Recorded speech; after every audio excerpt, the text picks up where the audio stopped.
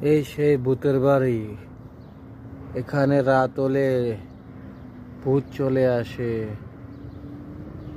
আর এখানে কেউ থাকতে পারে না। দেখুন, আমি ক্যামেরার মাধ্যমে সেই ভূতকে খুঁজে বেড়াচ্ছি, কখন জানি সামনে চলে আসে। সবাই তাকবীর পড়ুন, ছোট বাচ্চাদেরকে দূরে রাখুন।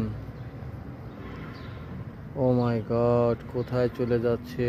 সবাই বলুন আল্লাহু আকবার, আল্লাহু আকবার।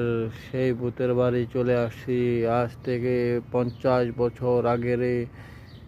এখানে সেই একজন বাস করেছিলেন, যার নাম কালাচান।